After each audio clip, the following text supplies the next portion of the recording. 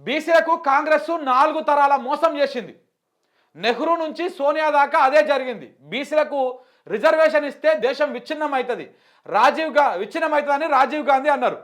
Mandal commission report అమలు చేసిన VP Singh సర్కార్ను BJP కూల్చేసింది. బీసీలకు న్యాయం చేసింది ప్రాంతీయ పార్టీలే. రిజర్వేషన్ లెక్కలు తేల్చాకే లోకల్ బాడీ ఎన్నికలు పెట్టాలి. కామారెడ్డి డిక్లరేషన్ అమలు చేయాలి. అసెంబ్లీలో సావిత్రిబాయి పూలే విగ్రహాన్ని పెట్టాలి అనే డిమాండ్ బీసీ సభలో ఎమ్మెల్సీ కవిత డిమాండ్ చేసింది. 4 తీర్మానాలు చేసినటువంటి సభ.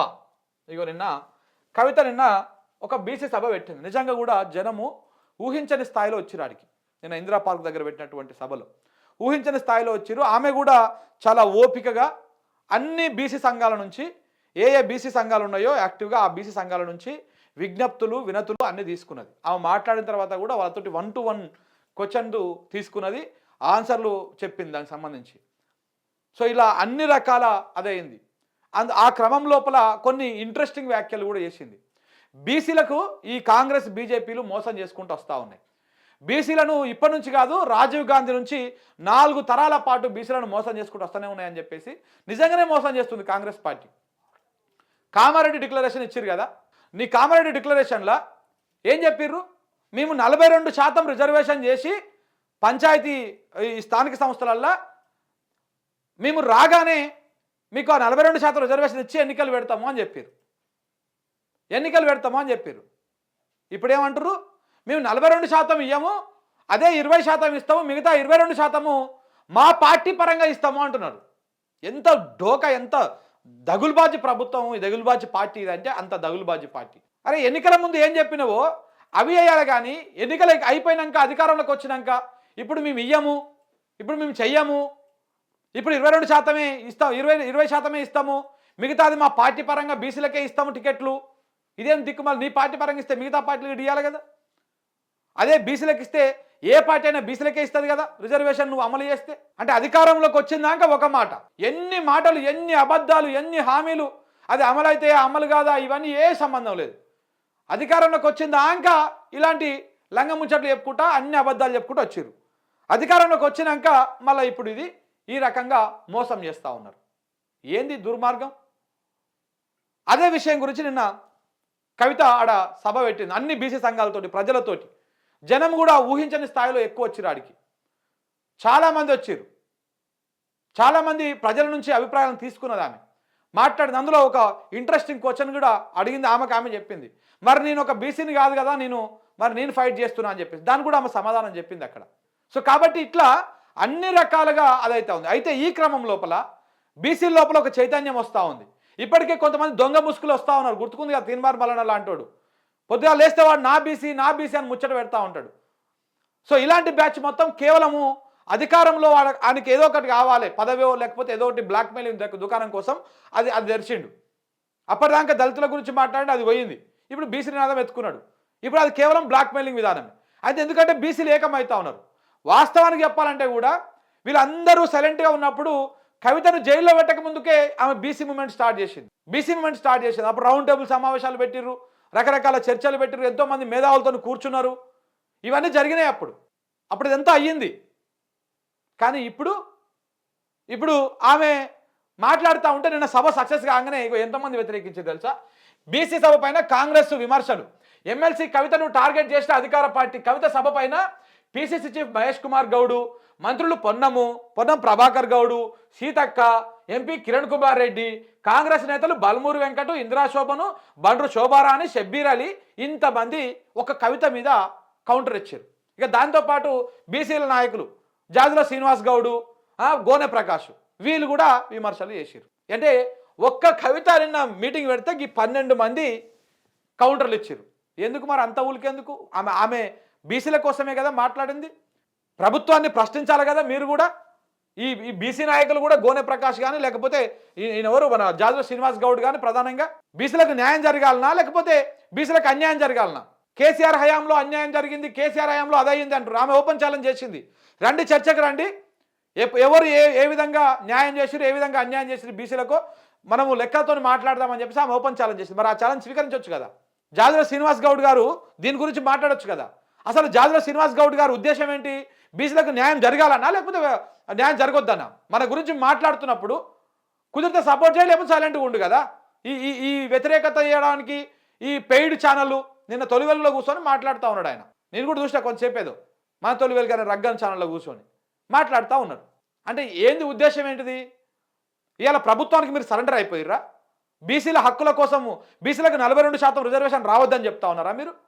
ఇలా వ్యతిరేకిస్తున్నటువంటి వాళ్ళు రావద్దని పోనీ చెప్పండి అట్లనే, ఏం రావద్దు, బీసీల హక్కులు నెరవేరొద్దు, మేము ఇట్లనే ఏదో ఒక దుకాణం వేసుకొని ఏ అధికార పార్టీ ఉంటే ఆ అధికార పార్టీ కొమ్ము కాసుకుంటా మేము తిరుగుతాము అని చెప్తారా మీరు? ఎట్లనట్టు, ఏ విధంగా అన్నట్టు?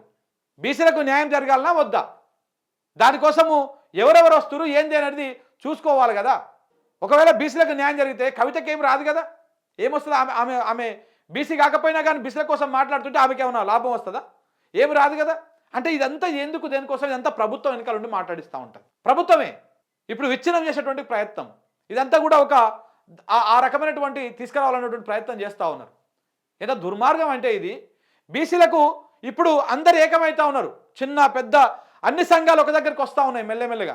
బీసీ ఉద్యమం అని చెప్పేసి దొంగ మూసుకేసుకున్నటువంటి మల్లిగాన్ లాంటి నమ్మలే సమాజం. ఎందుకు నమ్మలే? వీడు దొంగ కాబట్టి. కాంగ్రెస్ 4 తరాలు మోసం చేస్తానని చెప్పంగానే, కవిత అనగానే వెంటనే 12 మంది ఉరికొచ్చారు. ఇక బల్మూరు వెంకట్ మాట్లాడబట్టే, కిరణ్ కుమార్ రెడ్డి కూడా మాట్లాడబట్టే. మీరు ఏమైనా బీసీలా మరి? పోనీ బీసీలకు ఇదే కాంగ్రెస్ ప్రభుత్వము, ఇదే కాంగ్రెస్ పార్టీ ఎంతమంది బీసీలకు టికెట్లు ఇచ్చింది? తీదామా లెక్కలు? ఏడిస్తుంది బీసీలకు టికెట్లు? గోషామాలు ఇస్తుంది. ఏడిస్తుంది బీసీలకు టికెట్లు? ఈ ఎంఐఎంఓలు పోటీ చేసే దగ్గర ఇస్తుంది. ఇదేనా మీరు బీసీల మీద చూపించే ప్రేమ? ఎందుకు మన ఇబ్రహీంపట్నంలో ఇవ్వలే? అక్కడ కూడా బీసీలు ఉన్నారు కదా చాలామంది. ఎంతమంది లేరు బీసీలు? చూపించాలనా కాంగ్రెస్ పార్టీలో? ఎందుకు రెడ్లకు మాత్రమే ప్రధానంగా ఇస్తారు అక్కడ? ఏడు చూసినా రెడ్లు ఎందుకు కనపడతా ఉన్నారు కాంగ్రెస్ పార్టీలో? అంటే కాంగ్రెస్ అంటే రెడ్డిల పార్టీ? అట్లనే చెప్పుర్రి, మేము బీసీలకు వ్యతిరేకం అని చెప్పుర్రి, ఒక ప్రకటన చేయరి. ఇవన్నీ ఎందుకు? సీతక్క మాట్లాడుతుంది, పొన్నం ప్రభాకర్ గౌడ్ మాట్లాడతాడు. పొన్నం ప్రభాకర్ గౌడ్ గారు, మీరు ఎంతమంది గౌండ్లను, ఎంతమంది బీసీలను మీరు ఎదగనిచ్చిరండి? మీ కింది స్థాయిలో ఎంతమంది గౌండ్లు ఉన్నారు? ఒకవేళ రేపటి నాడు నాకేమో అటు అయితే నా సీట్ కేసర్ వస్తుందని చెప్పేసి ఎంతమంది దొక్కేస్తున్నావు నువ్వు? తెలియదా ఇది? తెలంగాణ ప్రజలకు, ఆ కరీంనగర్ ప్రజలకు అర్థం కాదా ఇది?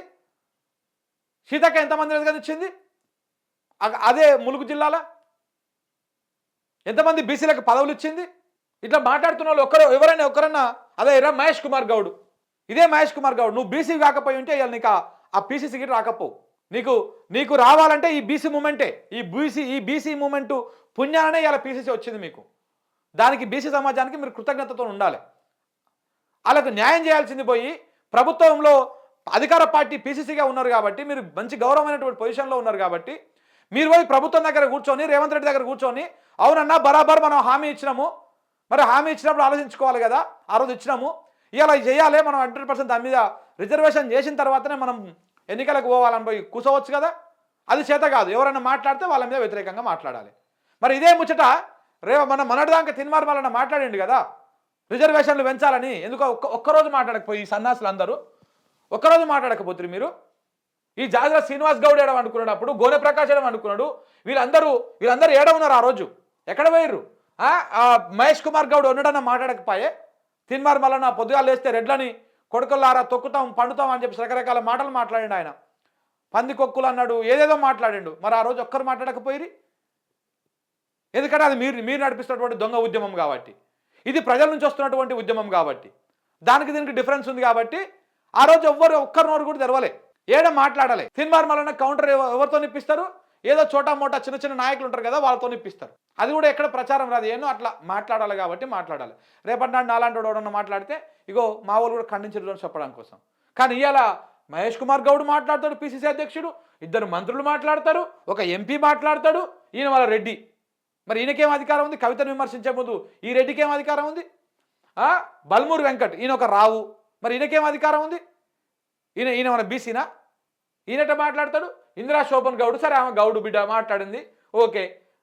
బండ్రు శోభారాణి, షబ్బీర్ అలీ, వీళ్ళు మాట్లాడతారు. ఎంతసేపు మనం చేయొద్దు, చేస్తోళ్ళ కాళ్ళ కట్టబెట్టి కింద పడేయాలి. ఇదే కదా మన కార్యక్రమం, ఇదే కదా మన ఎజెండా. సో కాబట్టి ఏది ఏమైనా ఈ కాంగ్రెస్ పార్టీ అన్ని వర్గాలను మోసం చేసుకుంటూ వస్తూ ఉంది, ఒక్కరిద్దరిని కాదు. ఇప్పుడు నిరుద్యోగులను మోసం చేసే, రైతులను మోసం చేస్తుండే, ఇప్పుడు బీసీలను సంక్రాంతి వెళ్ళాక పంచాయతీ ఎన్నికలు పెడతా అంటున్నారు కదా, కానీ రిజర్వేషన్ల మీద మాత్రం మాట మాట్లాడతలేరు.